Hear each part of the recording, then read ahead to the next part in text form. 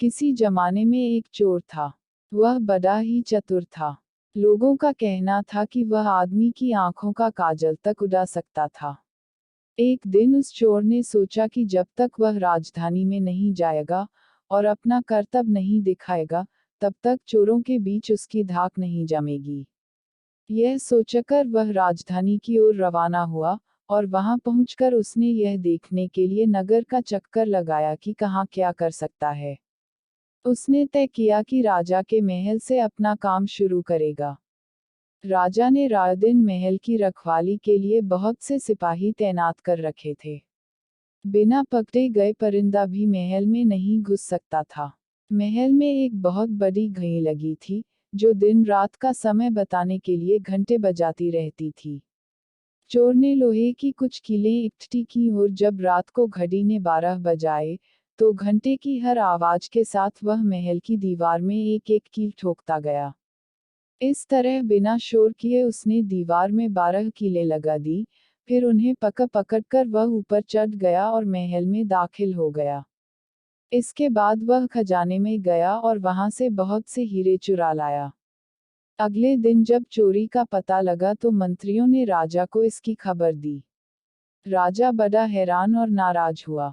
उसने मंत्रियों को आज्ञा दी कि शहर की सड़कों पर गश्त करने के लिए सिपाहियों की संख्या दूनी कर दी जाए, और अगर रात के समय किसी को भी घूमते हुए पाया जाए तो उसे चोर समझकर गिरफ्तार कर लिया जाए। जिस समय दरबार में यह ऐलान हो रहा था, एक नागरिक के भेष में चोर मौजूद था। उसे सारी योजना की एक एक बात का पता चल गया। उसे फौरन यह भी मालूम हो गया कि कौन से 26 सिपाही शहर में गश्त के लिए चुने गए हैं। वह सफाई से घर गया और साधु का भेष धारण करके उन 26 सिपाहियों की बीवियों से जाकर मिला। उनमें से हर एक इस बात के लिए उत्सुक थी कि उसके पति ही चोर को पकड़े और राजा से इनाम ले।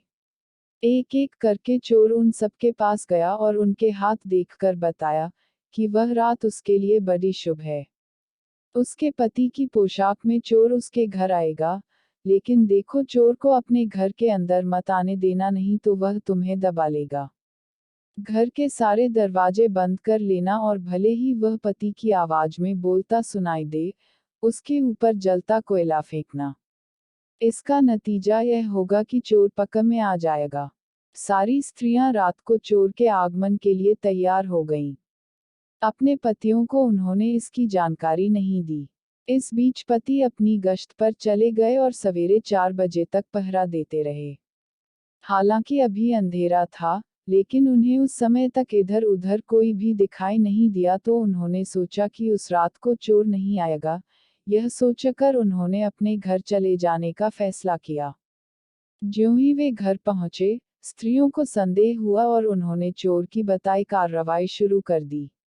वह हुआ कि सिपाही जल गए और बड़ी मुश्किल से अपनी स्त्रियों को विश्वास दिला पाए कि वे ही उनके असली पति हैं और उनके लिए दरवाजा खोल दिया जाए।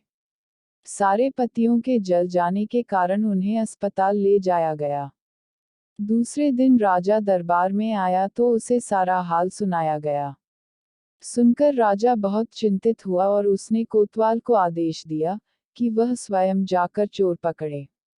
उस रात कोतवाल ने तैयार होकर शहर का पहरा देना शुरू किया। जब वह एक गली में जा रहा था, चोर ने जवाब दिया, मैं चोर हूँ। कोतवाल समझा कि लड़की उसके साथ मजाक कर रही है। उसने कहा, मजाक छोड़ो और अगर तुम चोर हो तो मेरे साथ आओ। मैं तुम्हें काठ में डाल दूंगा। चोर बोला, ठीक है। इससे मेरा क्या बिगड़ेगा। और वह कोतवाल के साथ काट डालने की जगह पर पहुंचा। वहां जाकर चोर ने कहा, कोतवाल साहब, इस काठ को आप इस्तेमाल कैसे किया करते हैं, मेहरबानी करके मुझे समझा दीजिए। कोतवाल ने कहा, तुम्हारा क्या भरोसा, मैं तुम्हें बताऊं और तुम भाग जाओ तो। चोर बोला, आपके बिना कहे मैंने अपने को आपके हवाले कर दिया है। मैं भाग क्यों जाऊंगा। कोतवाल उसे यह दिखाने के लिए राजी हो गया कि काठ कैसे डाला जाता है।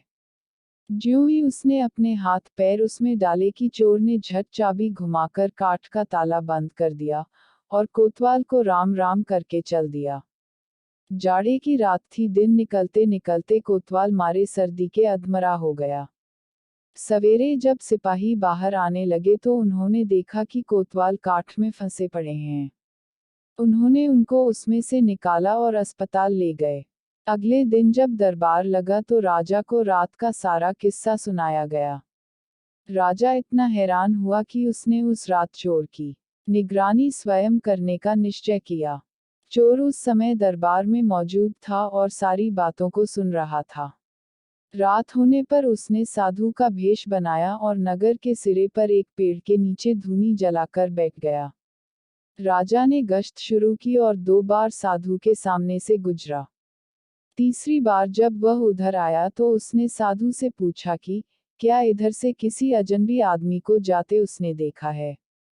साधु ने जवाब दिया कि वह तो अपने ध्यान में लगा था, अगर उसके पास से कोई निकला भी होगा तो उसे पता नहीं। यदि आप चाहें तो मेरे पास बैठ जाए और देखते रहिए कि कोई आता जाता है या नहीं। यह सुनकर राजा के दिमाग में एक बात आई और उसने फौरन तय किया कि साधु उसकी पोशाक पहनकर शहर का चक्कर लगाए और वह साधु के कपड़े पहनकर वहां चोर की तलाश में बैठे। आपस में काफी बहस मुबाहिसे और 2-3 बार इनकार करने के बाद आखिर चोर राजा की बात मानने को राजी हो गया और उन्होंने आपस में कपड़े बदल लिए। चोर तत्काल राजा के घोड़े पर सवार होकर महल में पहुंचा और राजा के सोने के कमरे में जाकर आराम से सो गया। बेचारा राजा साधु बना चोर को पकड़ने के लिए इंतजार करता रहा। सवेरे के कोई 4 बजने आए। राजा ने देखा कि न तो साधु लौटा और न कोई आदमी या चोर उस रास्ते से गुजरा, तो उसने महल में लौट जाने का निश्चय किया। लेकिन जब वह महल के फाटक पर पहुंचा तो संतरियों ने सोचा, राजा तो पहले ही आ चुका है, हो न हो यह चोर है, जो राजा बनकर महल में घुसना चाहता है। उन्होंने राजा को पकड़ लिया और काल कोठरी में डाल दिया। राजा ने शोर मचाया पर किसी ने भी उसकी बात न सुनी। दिन का उजाला होने पर कालकोठरी का पहरा देने वाले संतरी ने राजा का चेहरा पहचान लिया और मारे डर के थर-थर कांपने लगा। वह राजा के पैरों पर गिर पड़ा। राजा ने सारे सिपाहियों को बुलाया और महल में गया। उधर चोर जो रात भर राजा के रूप में महल में सोया था, सूरज की पहली किरण फूटते ही राजा की पोशाक में और उसी के घोड़े पर रफूचक्कर कर हो गया।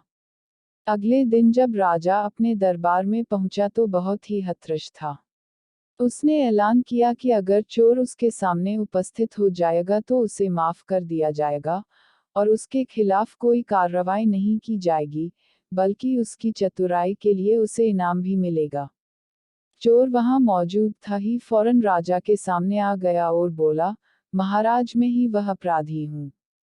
इसके सबूत में उसने राजा के महल से जो कुछ चुराया था, वह सब सामने रख दिया, साथ ही राजा की पोशाक और उसका घोड़ा भी। राजा ने उसे गांव इनाम में दिए और वादा कराया कि वह आगे चोरी करना छोड़ देगा। इसके बाद से चोर खूब आनंद से रहने लगा।